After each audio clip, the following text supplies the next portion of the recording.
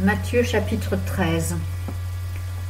Ce même jour, Jésus étant sorti de la maison, s'assit au bord de la mer. Et une grande foule s'assembla auprès de lui, en sorte qu'il monta dans une barque. Il s'y assit, et toute la multitude se tenait sur le rivage. Et il leur dit plusieurs choses par des similitudes. Et il leur parla ainsi. Un semeur sortit pour semer, et comme il semait, une partie de la semence tomba le long du chemin, et les oiseaux vinrent et la mangèrent toute.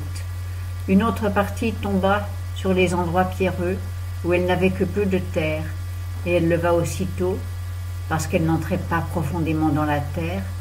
Mais le soleil étant levé, elle fut brûlée, et parce qu'elle n'avait point de racines, elle sécha.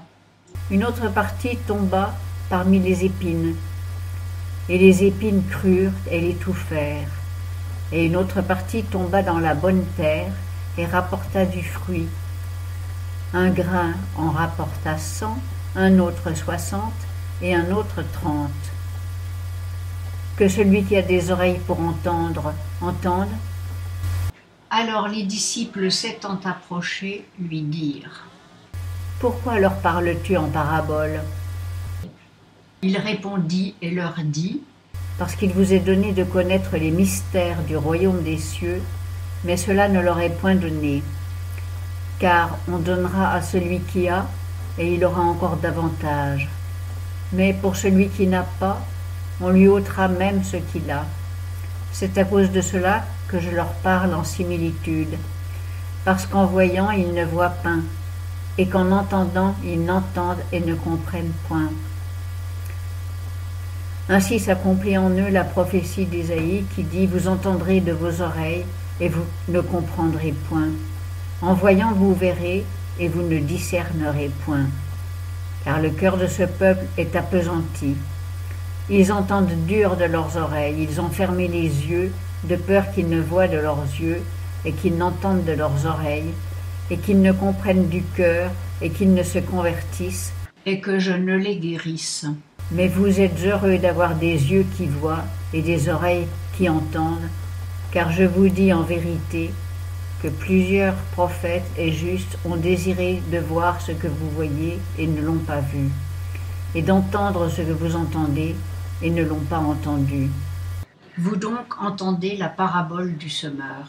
Lorsqu'un homme écoute la parole du royaume et qu'il ne la comprend point, le malin vient et ravit ce qui est semé dans le cœur.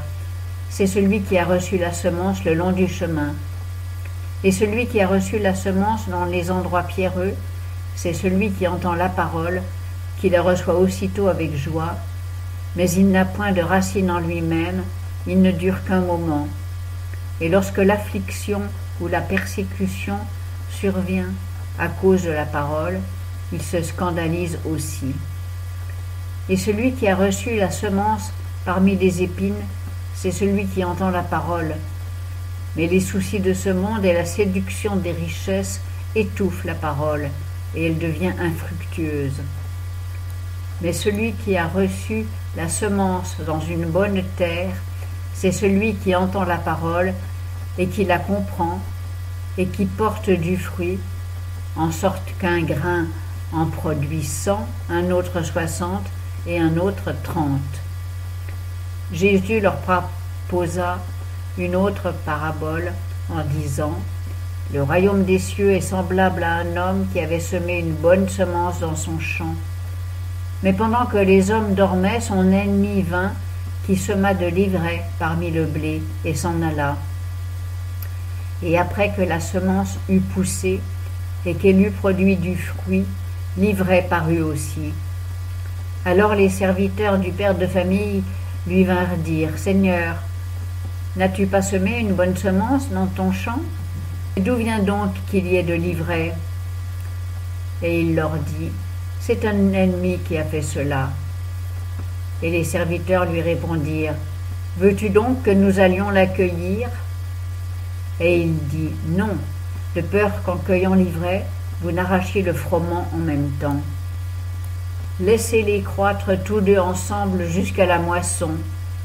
Et au temps de la moisson, je dirai aux moissonneurs, cueillez premièrement l'ivraie et liez-la en faisceaux pour la brûler, mais assemblez le froment dans mon grenier.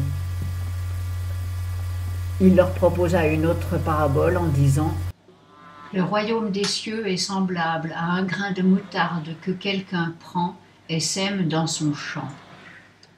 Ce grain est la plus petite de toutes les semences, mais quand il a cru, il est plus grand que les légumes, et il devient un arbre, tellement que les oiseaux du ciel viennent habiter dans ses branches.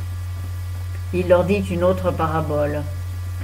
Le royaume des cieux est semblable à du levain qu'une femme a pris et mêlé à 3 mesures de farine jusqu'à ce que la pâte soit toute levée.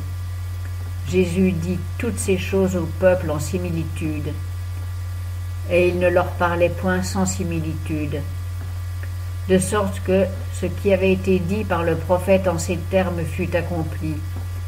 J'ouvrirai ma bouche en similitude, j'annoncerai des choses qui ont été cachées depuis la création du monde. Alors Jésus, ayant renvoyé le peuple, s'en alla à la maison, et ses disciples étant venus vers lui, lui dirent : Explique-nous la parabole de l'ivraie du champ. Il répondit et leur dit : Celui qui sème la bonne semence, c'est le Fils de l'homme. Le champ, c'est le monde. La bonne semence, ce sont les enfants du royaume. L'ivraie, ce sont les enfants du malin. L'ennemi qui l'a semé, c'est le diable. La moisson, c'est la fin du monde. Et les moissonneurs sont les anges. Comme donc on amasse l'ivraie et qu'on la brûle dans le feu, il en sera de même à la fin du monde. Le Fils de l'homme enverra ses anges qui ôteront de son royaume tous les scandales et ceux qui feront l'iniquité. Et ils les jetteront dans la fournaise ardente. Là seront les pleurs et les grincements de dents. Alors les justes luiront comme le soleil dans le royaume de leur Père. Que celui qui a des oreilles pour entendre, entende. Le royaume des cieux est encore semblable à un trésor caché dans un champ, qu'un homme a trouvé et qu'il cache, et dans sa joie il s'en va et vend tout ce qu'il a et achète ce champ-là. Le royaume des cieux est encore semblable à un marchand qui cherche de belles perles, et qui, ayant trouvé une perle de grand prix, s'en est allé et a vendu tout ce qu'il avait et l'a acheté. Le royaume des cieux est encore semblable à un filet qui, étant jeté dans la mer, ramasse toutes sortes de choses. Quand il est rempli, les pêcheurs le tirent sur le rivage, et s'étant assis, ils mettent ce qu'il y a de bon à part dans leur vaisseau, et ils jettent ce qui ne vaut rien. Il en sera de même à la fin du monde. Les anges viendront et sépareront les méchants du milieu des justes, et ils jetteront les méchants dans la fournaise ardente. Là seront les pleurs et les grincements de dents. Et Jésus dit à ses disciples : Avez-vous compris toutes ces choses ? Ils lui répondirent : Oui, Seigneur.